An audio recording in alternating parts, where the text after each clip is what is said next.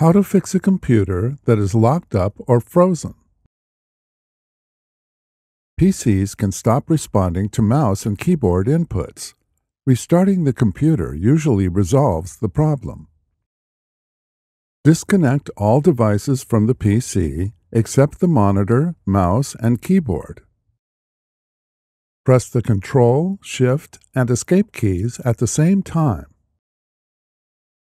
Click More Details to expand. On the Processes tab, select an application that has Not Responding next to it, or that is consuming large amounts of resources. Click End Task.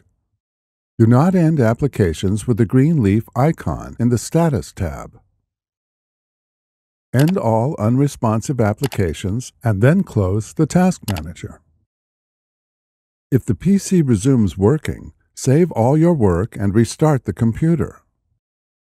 Update or remove applications that keep freezing.